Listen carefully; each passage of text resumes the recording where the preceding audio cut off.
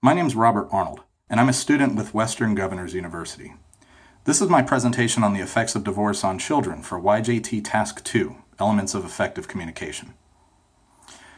I come from a broken family.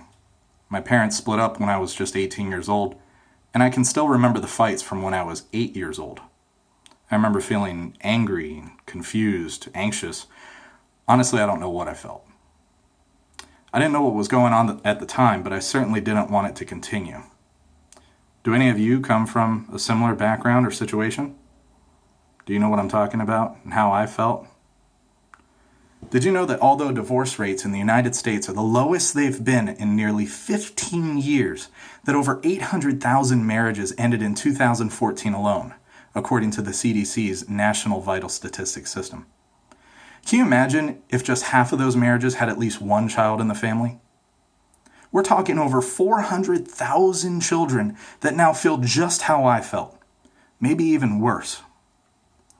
Between overhearing arguments, enduring custody battles, and changing schools because of their parents moving into separate homes, kids that come from a separated family have a lot of challenges ahead of them. That we can all agree upon. Maybe they act out. They start smoking in the bathroom at school or even doing drugs. Or worse, they don't know how to cope with the blame they're placing on themselves, so they turn that stress inward.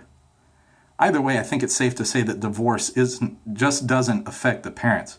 It affects the children too. And we can all agree that our children are the future of our planet, can we not? Our parents did the best they could for us, but that doesn't mean that we can't do better for our children. If we focus on our children's well-being, I know we can make this world a much better place for them and their children and their children's children even. So let's talk about emotional stress. Divorce can cause unparalleled amounts of emotional trauma that can even be passed down from generation to generation. That stress can manifest itself in many different ways too, including crime. Let's take a look at a chart that I've put together that demonstrates how juvenile delinquency actually correlates with the decrease of divorce rates in America. This is a chart I put together that demonstrates the arrests per 100,000 juveniles between the ages of 10 and 17 from the years 1980 through 2012. This was located under the Juvenile Arrest Rate Trends worksheet from YJT Stat Briefing, which is the Office of Juvenile Delinquency. Can you see this trend? This is actually a remarkable trend. You can see that we kind of even out around the year of my birth, right around 1989. But then all of a sudden, crime statistics shot up for juveniles and reached its plateau around the 500 mark here. But now take a look at this downward trend. We're actually at an all-time low, believe it or not. In the past 5 years, we've actually reached the lowest that juvenile rates for delinquency have been since 1980. That is remarkable. And as I mentioned earlier, that actually has to do with the drop in divorce rates. We can actually make a direct correlation between divorce and juvenile delinquency. Isn't that remarkable? According to Amy Desai, a marriage and family analyst and attorney in Colorado, kids whose parents divorced are actually substantially more likely to be incarcerated for committing a crime as a juvenile. You hear about it all the time.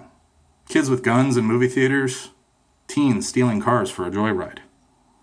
The mental stress of now having a criminal record can impact our children's abilities to earn a decent income and can even limit their educational opportunities. If both their financial and educational options dwindle, how can our children be afforded those opportunities that they vitally need to succeed? And what about the generation after theirs and their children's children?